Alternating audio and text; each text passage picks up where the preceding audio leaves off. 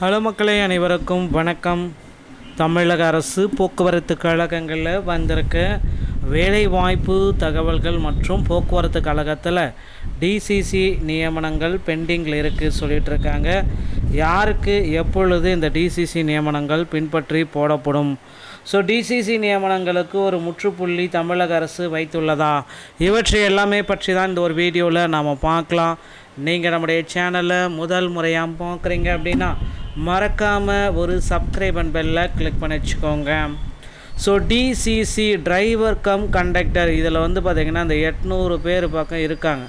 So டிசிசியோடைய நியமனங்கள் அப்படியே நிறுத்திட்டாங்க. இதோட சரி, இதுக்கப்புறம் பார்த்திங்கன்னா இந்த டிசிசியோடைய நியமனங்கள் இந்த ஆண்டில் வருமா அப்படின்றது வாய்ப்பே இல்லை. ஏன்னா இப்போ பார்த்திங்கன்னா இந்த டிசிசியோடைய அப்பாயின்மெண்ட் லெட்டர் வாங்கிட்டு பணியில் போயிட்டு டிரைவிங்கே போயிட்டுருக்காங்க, பயிற்சிக்கே போயிட்டுருக்காங்க மக்கள். இதுக்கப்புறமும் பார்த்திங்கன்னா அப்பாயின்மெண்ட் லெட்ரு வரும் வரும் வரும் வரும் வரும் அப்படின்னு வெயிட் பண்ணிருக்கீங்க அப்படின்னா அவங்களுக்கு தான் இந்த ஒரு வீடியோ பதிவை நான் கிளியராக எக்ஸ்பிளைன் பண்ண போகிறேன். யாருக்கு அப்பாயின்மெண்ட் லெட்ரு வர இருக்குது, யாருக்கு அப்பாயின்மெண்ட் லெட்ரு வராது.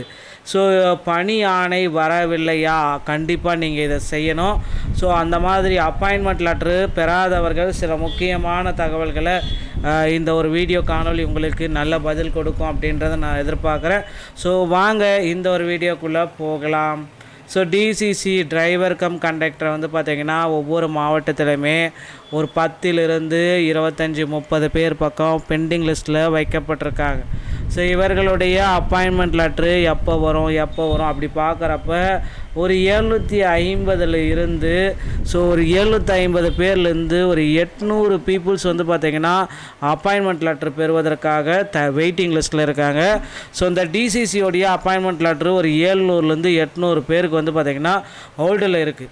ஸோ 800 பேர் பக்கம் பார்த்திங்கன்னா நிறுத்தி வைக்கப்பட்டிருக்காங்க. அவங்களுக்கு பார்த்திங்கன்னா இன்னும் அப்பாயின்மெண்ட் லெட்ரு வழங்கலை அப்படின்ற மாதிரி போயிட்டுருக்கு.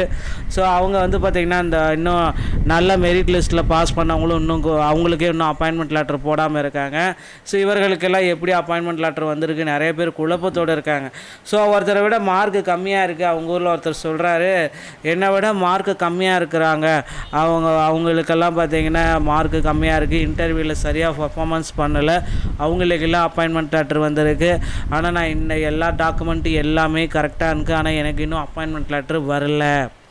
இப்படி சொல்கிற நபராக இருந்தீங்கன்னா கொஞ்சம் காலம் வெயிட் பண்ணுங்கள். கண்டிப்பாக இன்னும் ஒரு வாரத்தில், அதிகபட்சம் இந்த மார்ச் மாதம் 2வது வாரத்துக்குள்ளார, ஸோ இந்த மார்ச் மாதம் 15ஆம் தேதிக்குள்ளார உங்களுடைய இந்த 2ஆம் கட்ட அப்பாயின்மெண்ட் லெட்ரு வந்துவிடும் மக்களே. ஸோ வெயிட் பண்ணுங்கள். இந்த 2ஆம் கட்ட அப்பாயின்மெண்ட் லெட்ரு நிச்சயமாக 100% உங்களுக்கு கிடைத்துவிடும். தயாராகிக்கோங்க. உங்களுடைய மெடிக்கல் ஃபிட்னஸ் சர்டிஃபிகேட்டு, உங்களுடைய டாக்குமெண்ட் சர்டிஃபிகேட்டு எல்லாமே எடுத்துக்கோங்க. ஸோ இதில் பார்த்திங்கன்னா 28,000 உங்கள்கிட்ட சார்ஜஸ் பண்ணுவாங்க. அது பார்த்திங்கன்னா அரசுக்கிட்டேருந்து நீங்கள் டிடி எடுத்து பே பண்ண வேண்டியதாக இருக்கும். அதை document, medical fitness, police verification, சான்றிதழ்கள், ஃபஸ்ட் எய்ட் சான்றிதழ் எல்லாமே ரெடியாக வச்சுக்கோங்க. ஸோ அது மட்டுமே இல்லை, இப்போ 2026 நோட்டிஃபிகேஷன் ரெடியாக இருக்குது.